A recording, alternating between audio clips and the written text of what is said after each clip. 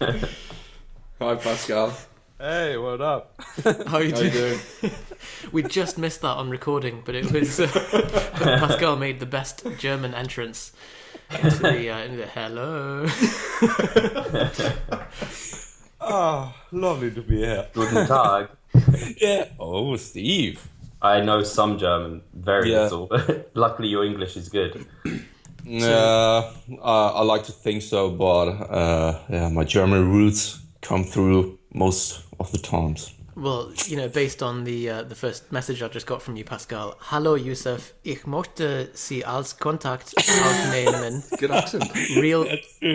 Real quick, taking a loo. Is Lou poo? With a spelling mistake, I'm sorry. That's okay. So was it loo lavatory or poo? Lou, like Loo, Oh. like just a quick P. I'm sorry for the not P. details. We've solved the mystery. Do we have a would you rather question? Oh no, let's dig one Steve's up. been waiting for it, I can tell. I did think about this. I was like, what are they going to put What are up? they going to ask me? We have different grades depending on who comes on. Like, if we think they can take it, yeah. we push it a little bit, or Yusuf pushes it a little bit. But we have some, like, would you rather see 3 seconds into the future or 3 seconds into the past? So that's like the family-friendly one, but we think for you guys we can go to an RPE 10. So 10. Absolutely, go to failure. Could have done no more would you rathers. Pascal, you are excellent. I'm sorry, I've just got such a thing for the German accent. It is. The funny thing is that I don't know, when we recorded the first episode, there was one guy actually thinking that I'm from South Africa. Ah. We don't normally put this much effort in, guys, so hope you appreciate this. Yeah, it's really annoying. Waste of time, yeah. German Raring to go. efficiency, so... Yeah, totally. Just pick one at random. No, No. can't ask. See, some of these are. It's not so much that you can't handle it; it's that we think the Audience. listeners won't be able to manage. We interviewed Andy Morgan, Oh, yeah. and he said on the podcast that he's quite specific and that he only coaches men, and that offended quite a few people. Oh, wow. Yeah, so that's why we're constantly treading this line of like, how can we make it? We have to make it funny, but not so niched that it offends like half the audience and drops our listeners. So. You're listening to the Propane Fitness Podcast, your ultimate resource for fat loss and muscle gain, with none of the gimmicks. With your hosts, Yusuf and Johnny. Simple rules, dramatic results. Okay, Johnny has shotgun knotted to introduce this podcast. Is it not shotgunned? Not. Shotgunned knot. If you're aware, you may also know that as Bagsy. So we are with Steve Hall and Pascal Flor from ReviveStronger. Very pleased to have these guys on board. We've got some pretty good topics to discuss as well. Hey guys. Hiya, good to be here. Hello. So as Hello. you may have guessed, Pascal is extremely German. Extremely. So to start things off, would you rather have sex with everybody or nobody? Holy hell. I can give a clear answer on that. Come on then, Pascal. I mean, I'd rather not have sex with everyone because I have myself and I can please myself in different ways. So if I had the choice, I would rather not have sex with everyone. Okay. So have Straight sex with no one over everyone. Exactly. Fine. To some degree, yes. Fine. Good logic. My thoughts, I'm going with my instinct, and it was to just fuck everything. That was my instinct. So evolutionarily good, but it would immediately put you into a deficit all the time. Oh, God. You're guaranteed disease as well. You're guaranteed a STI. The human Terminal- race is terminal. screwed. I screw everyone. They're all diseased. yeah. You would spread. You'd You're kill- diseased. Would you? Because there'll be a percentage of people that you have sex with prior to having sex with someone with a disease that don't have. Depends what But order you do there'll it be in, a isn't it? point at which you get HIV or something similar, and then then it probably stops being fun, I imagine.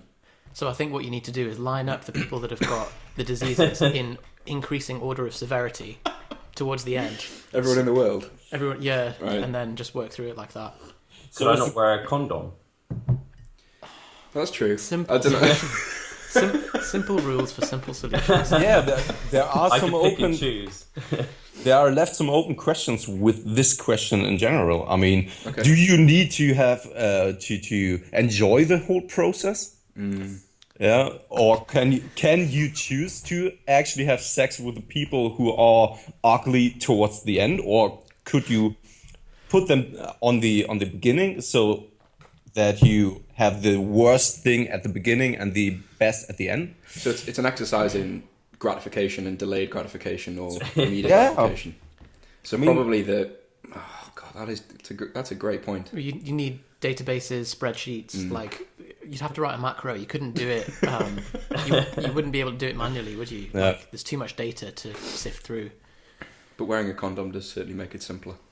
Safer. Yeah, Almost safety safer. first. I mean, Well, you don't need to worry, Pascal. You're never having sex again. So. that's true. So I think the moral of the story, thanks to Steve, is practice safe sex. Always wear a condom. Great. Next question. Would you rather be able to transform into a blueberry at will, or have blueberries whisper to you and tell you the secrets of the universe that nobody else will ever believe?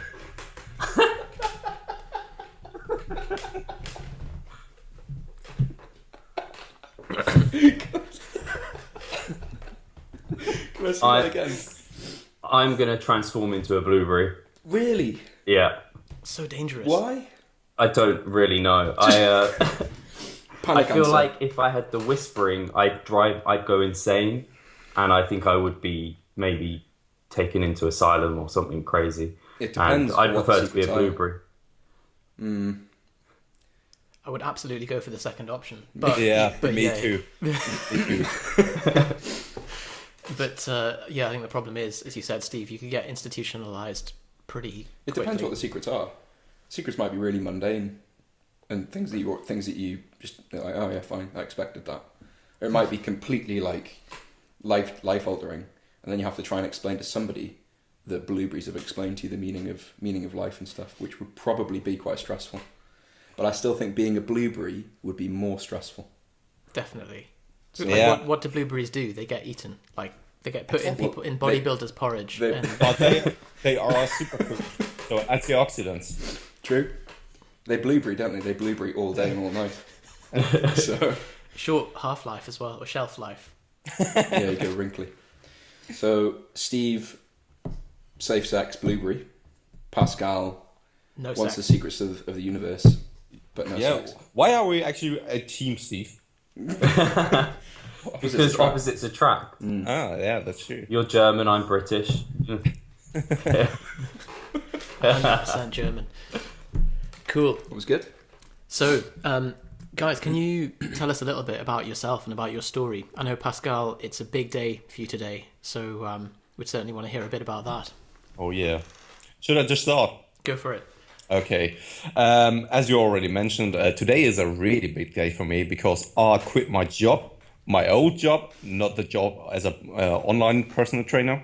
Yeah, yay! So that's awesome, and it's quite a relief, and a lot of pressure comes off my shoulders because I just wanted to focus on online personal training, helping people and spreading the word, bringing value to the people, and I couldn't do it in the end because I was still busy with my day job. Yeah, what I did was I was working as a post artist. A post artist is a image.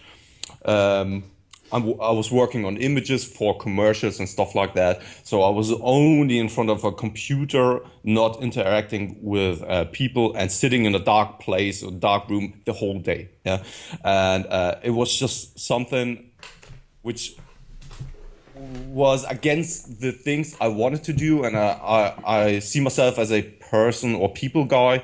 I love to interact and hear stories and see different experiences and paths when it comes to life in general. And I always wanted to help people, and I couldn't do it with the old job. So this is why I actually transitioned to doing actually the online personal training stuff. And I was coming from a powerlifting background, was powerlifting for quite a while, with kind of a okay-ish total.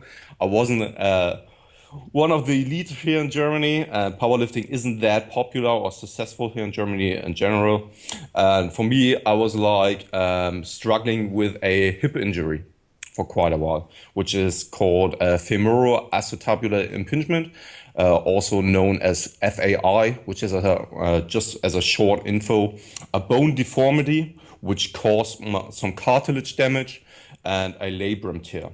And last year it was that I was preparing for an upcoming powerlifting meet, and I needed to stop all along because I was injured to that degree that I needed to undergo an injury, which I had back in December 2016. Surgery. A surgery, exactly. What did I say? Injury. Oh, I'm sorry. A surgery. Give myself another injury just to do it to the other hip just to balance it out. I was injured to the point where I had an injury. I'm sorry. I had a surgery back in December 2016 in which I kind of got it fixed. So they shaped my bone, they fixated and fixed the labrum itself, and filled the cartilage with some kind of chondro filler, which is kind of this artificial cartilage, which now the doctors hope that my body implements it as original cartilage at some point. And I was always playing with the thought of transitioning over to bodybuilding. Back in 2015, I was already working together with Jeff Alberts from Team 3DMJ. And now with the surgery and the injury and recovering from it, I was just like, okay, maybe now is the time to actually make the transition and focus on bodybuilding itself. And now I started my contest prep for my first bodybuilding competition here this year. I will step on stage later this year, around September to October, something like that. And again, I'm doing the competition or the contest prep with Jeff Alberts from Team 3DMJ. And yeah, that's about it. Fantastic news, man. And there's a lot of stuff there that we want to unpack and explore over the episode for sure. But first of all, congratulations on quitting your job and making it full time into this. Yeah, certainly something that we've all been through, and it's a big milestone moment for you in your life. It is, and I mean, I was kind of procrastinating for a long time, or I was always stuck in the moment where I wasn't risking it, taking the actual step.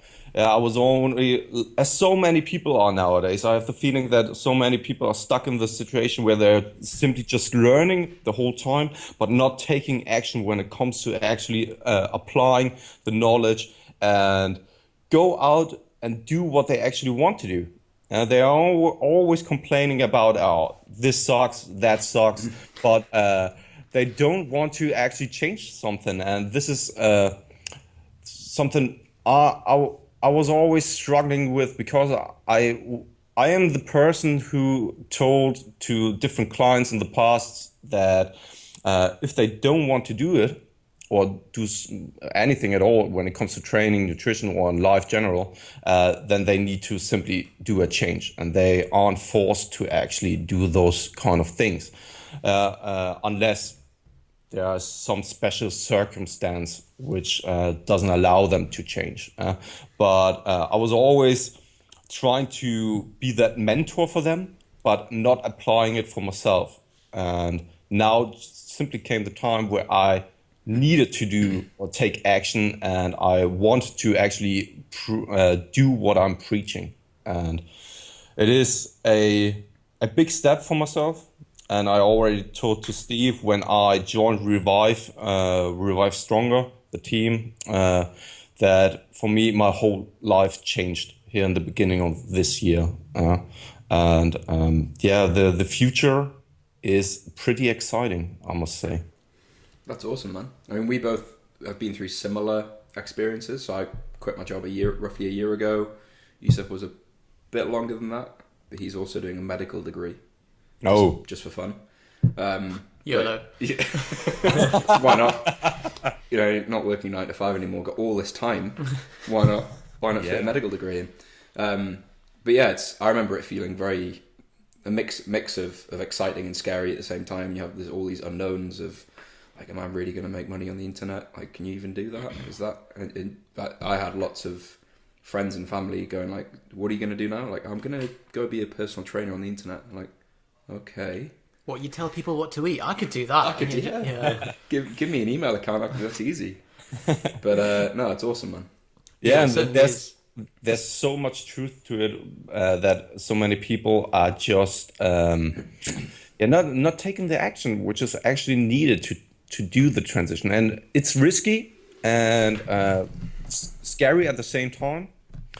And but I think if you want to be successful and happy, you need to step out of your comfort zone at some point, because otherwise nothing will change if you don't take the action. It's absolutely risky, and very much it's easy to get comfortable, as you said, in a job that you get the security of a consistent salary, and you turn up in a nice warm room with a computer, and it's all I love a warm room. You have a warm room now, man. Like I've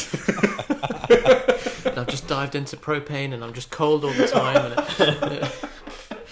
Yeah, very much. Steve, can you tell us a little bit about your background as well? I know we had a chat on podcast number 27. I don't think it was number 27, but I'm going to pretend. Something like that. Do you want me to find out? Yeah, let's find out. Okay. If you want to go back and listen to that, guys, it's Steve Hall and Mike Samuels. Yep. And his episode... No. Don't, you can't put that kind of pressure on me, man. Sorry, Steve. No worries. Shall I go over... I can kind of... People can listen to that again, but yeah, I mean, I had a similar transition to you guys into the online industry. I guess I was kind of almost forced into it. It was a bit of a strange... Well, it was a bit strange. For me, I had a standard day job and I went and learnt to be a personal trainer on the side, kind of doing weekend courses and stuff like that, because I always had an interest in personal training. I didn't know if I wanted to do it or not. So it was kind of like a security blanket. Why not? It's interesting. And then an opportunity arose where basically I had already grown a bit of a social media presence. I had a YouTube channel, I had Instagram, and I also kind of trained at a local gym, and there was some people there who knew me, and an opportunity arose where someone wanted to bring me on as a personal trainer for kind of their little private outlet. And so I handed in my notice because this was kind of an opportunity I couldn't miss. And then that actually ended up falling through, which was really unfortunate and quite stressful at the time. But luckily I was living at home, and a local gym that I actually trained in had an opening there, and they already knew I kind of was intelligent. I kind of knew what I was doing. And so I managed to get the role there. And then during that time was also my first contest prep. And I think it was a combination of wanting to be a lazy bugger and do more online stuff, and also the fact there was a lot of younger kids around that in that gym surrounding that area. So I ended up kind of having them online because I did their nutrition and training programming, because they don't want someone kind of telling them how, like, you've got an extra rep left in there, or you've got like this many sets left, and doing that sort of thing. So I ended up transitioning almost to the online side via that. So I did a bit of hybrid stuff, and I always recommend that to personal trainers now if they want to get into the online kind of mainly. A good way to do it is to kind of do a hybrid platform.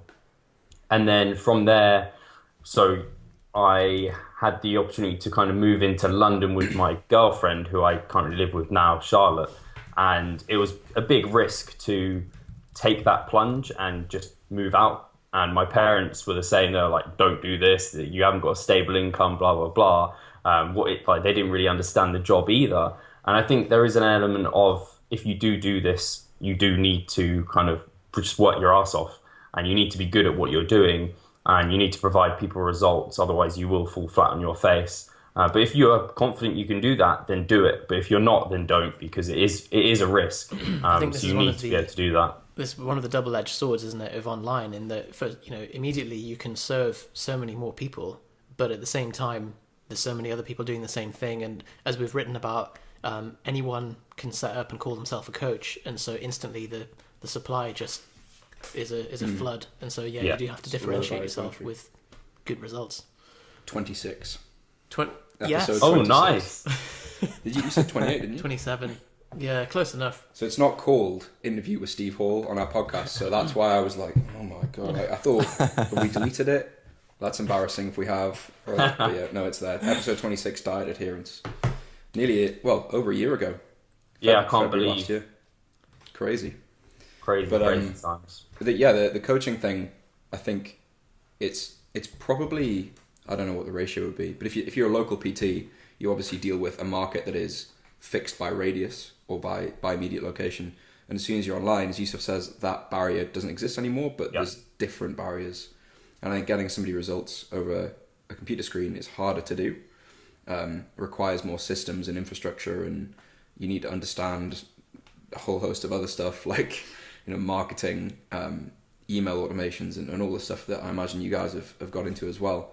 And there is this definite element of, because it's online, it's not very tangible, and you can't really explain to people succinctly what you do. So I've had, like, over the past year that I've been doing this, the number of situations I've been in at, like, weddings and parties where people go like, what do you do? And it's like, oh god. The first question is, so a personal trainer, and you have to go like, Well, yes, in a way. Like, so do you have a gym? No, you don't have a gym. So do you train clients though? Well, not in person, no. Well, We're basically Joe Wicks. That's what we are. We're all Joe Wicks. That's it. They'll understand that. you know what? That's what I'm going to start saying. Like, what do you do? I'm Joe Wicks. No, you're not. Well, yeah. I am. How do you know I'm not? Do you see Joe Wicks here? No, because he's right here. You could say porn star, and then I imagine that ends a conversation. Well, Never tried gets that. us started. It's one way to just completely, you know, like curveball sidetrack. Like, you're a porn star. That's very nice. We'll just go over here a second. They'd believe you, Pascal. If you said that. No, I just said that maybe it gets the ball started. Not the balls. It gets the balls Or started. both. Or both, yeah. Yeah. You could end up in a very weird selection of conversations. Oh, yes. I really hope that's a German expression. It gets the balls started. The balls. Yeah. The balls, yeah, with the S at the end. Brilliant. So, what we wanted to discuss in this episode is some stuff about, because both of you are prepping for bodybuilding. So I wanted to really ask Pascal about your transition from powerlifting into bodybuilding and how that's what you've been able to carry through into that. And then also some stuff about Steve's experience with his last prep and an accident and how that impacted his progress. So, Pascal, can you... So we interviewed Eric Helms a few months ago, and I think he had the same acetabular impingement. Yes. I don't know if you've seen him talking about it.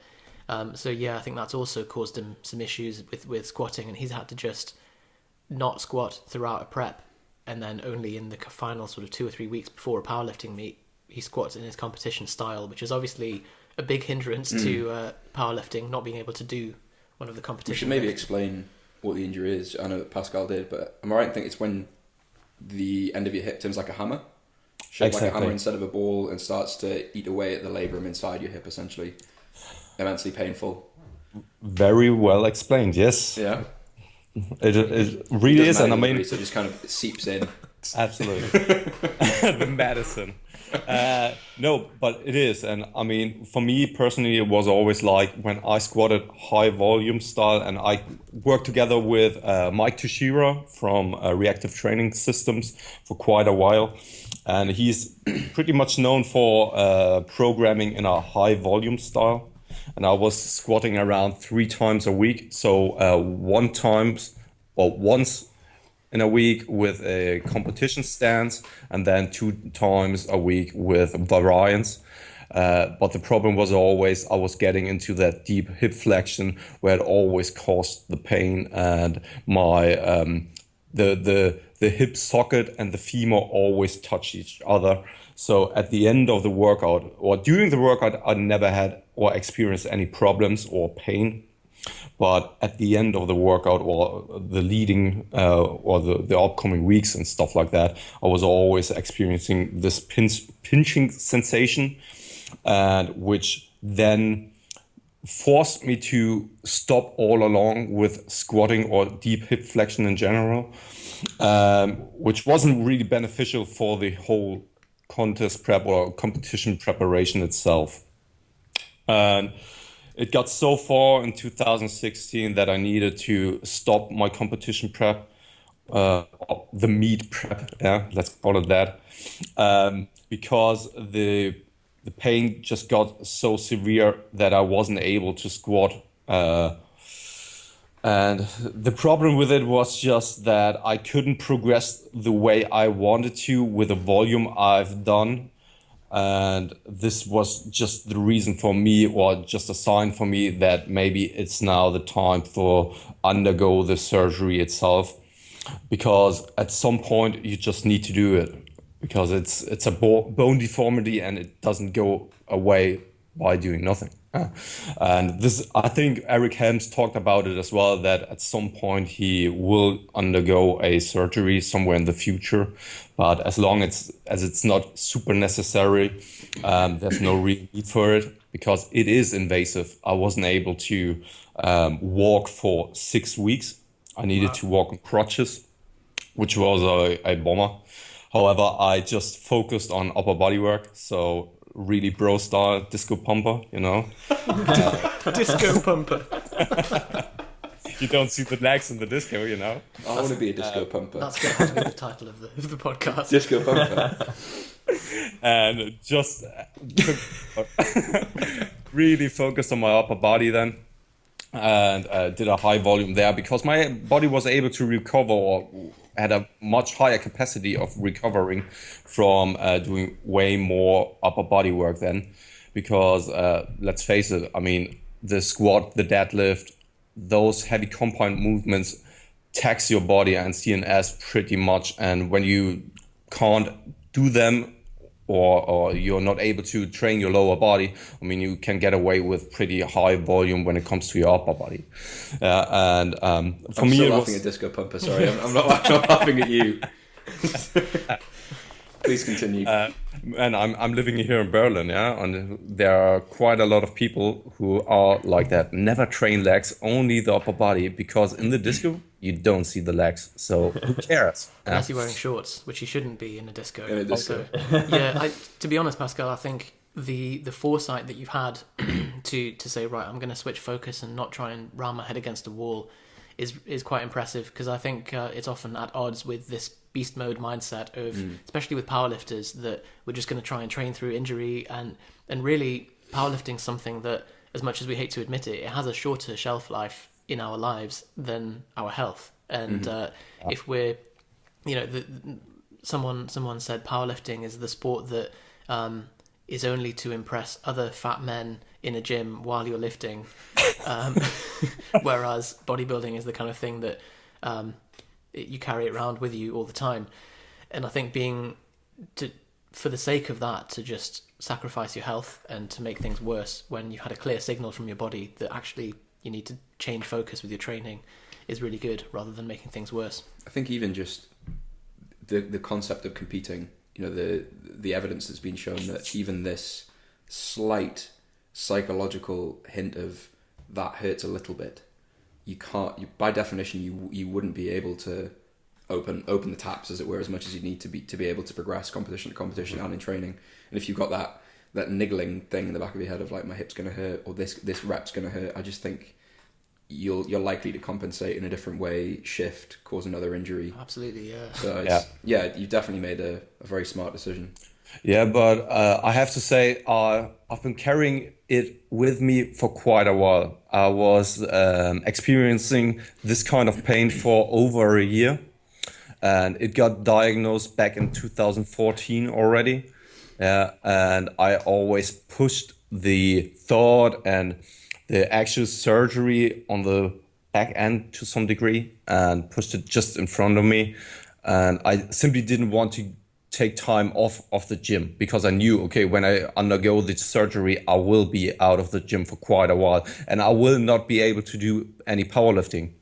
And this really messed with my mind to some extent. But then again, I came to the point in 2016 where I simply wasn't able to progress when it came to my squat, because the pain just got so severe that I simply couldn't handle the volume I needed to do to make actual progress. And I couldn't even do the intensity as well. Because so then all training becomes is you just coming into a place and hurting yourself yeah, with no real goal, and yeah, totally. it's insanity. That's how my training feels, to be honest. Yeah, not nice. Maybe I need to become a disco pumper. I'm in full DiscoPumper mode as well at the minute. So yeah. So you've been training around a back injury for a year? Yeah, about 8 months now. I've not been able to squat or deadlift properly, really. So doing the same thing, and yeah, very much your experience matches mine. Steve, as well, you were hit in the hypothalamus by a van.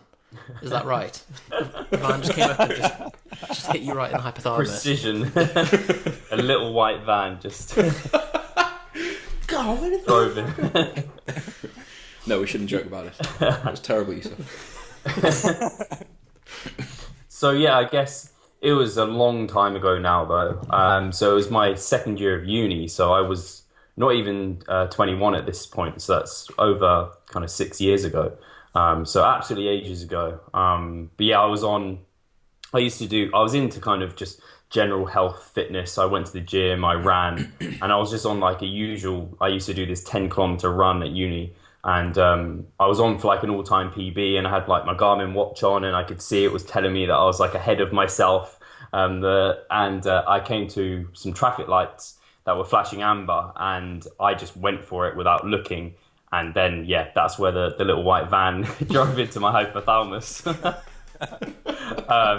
So yeah, I have some scars from it. I fractured my skull, but those kind of short-term injuries were not bad at all. I mean, I was let go out of hospital in Nottingham where it happened after, I think I was only in there 2 nights, and then I got home and I was basically kind of I was vomiting. All I remember is lots of vomiting and like almost blacking out at home. And my parents took me to A&E, and then I was in hospital for almost a month after that. And the real issue I suffered initially was very low sodium levels. And I can't remember the terms and everything for those sort of things. I think it's hypernatremia or something along those lines. Hypernatremia, yeah. Yeah.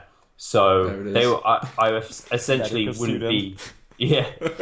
I wasn't allowed to be released until my sodium levels were at a point where I wasn't at risk of having a seizure.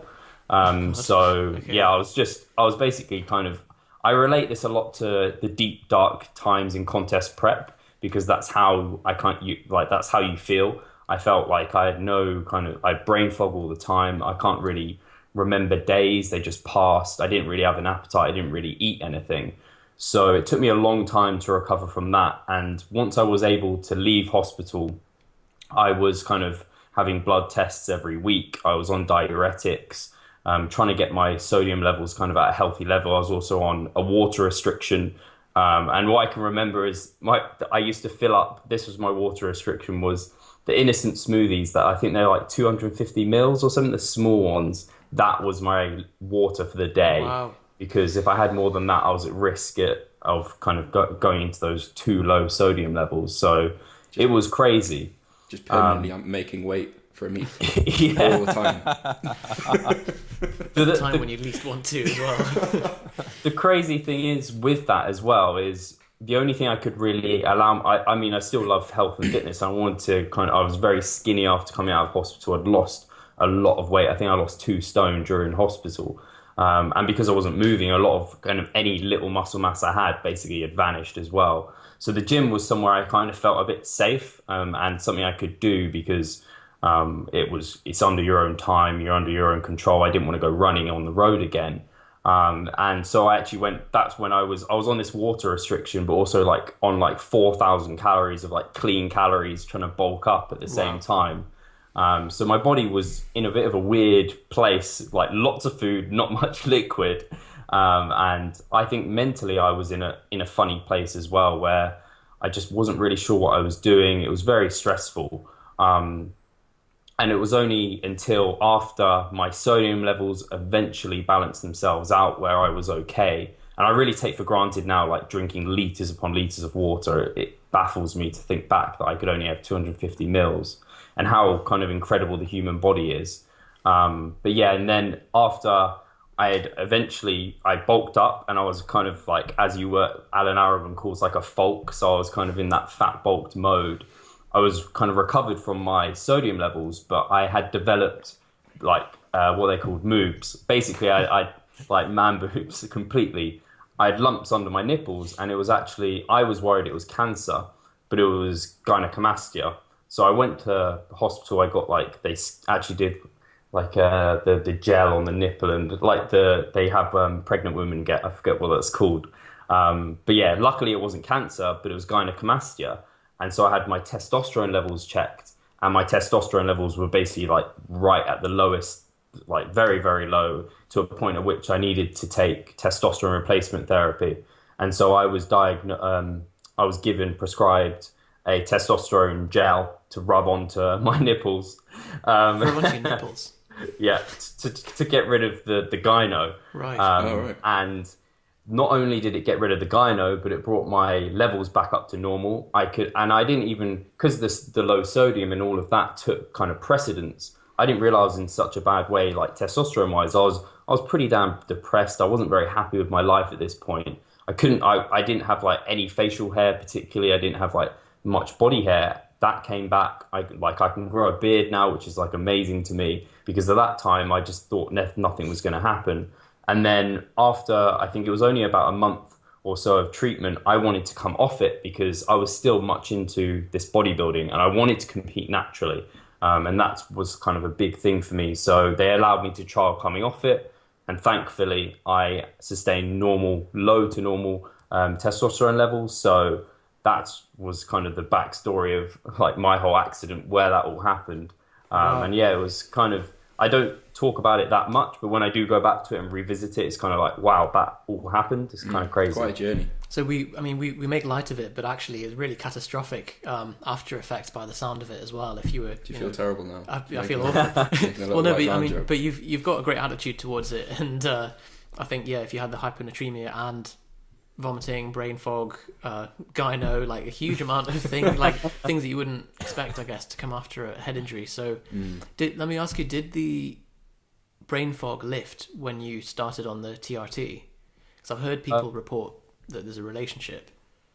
So actually, the brain fog went when I was basically after I had my sodium levels like in control, even with the diuretics. That's when the brain fog basically lifted. Once I had that under control, it was fine. I didn't notice anything from the TRT in that regard, actually. So there was a very noticeable difference, I imagine, between pre-TRT and while you were on TRT in terms of mood, general mindset, psychology, etc. Any change in lifting performance or anything like that? Probably. I can't remember particularly I didn't track my training as well as what I do now and have all those tools in place, but huge changes like physically and like energy levels. I was like depressed, down, had no libido, and then just kind of like, that's why I want to fuck everything basically now. I suppose also like it's hard to tell if you're eating 4,000 calories of clean food, which is not easy in itself, and like experiencing the kind of rebound from muscle loss, noob gains, and the rest of it as well. I imagine it's quite a nice a lot going on. cocktail. Yeah. Yeah. Totally. Tasty I pina had colada. fiber levels were not good. Fiber got out of control, and protein was like 400 grams or something absolutely ludicrous. Because Charles Poliquin says so. Basically, BCAA is 30 grams. 30 grams of BCAA tablets during your lifting. Lovely. Wow. So yeah, some pretty. You've both had some setbacks, I guess, to your training. What's carried through? What lessons have you learned from that, and how do you bring that into the bodybuilding?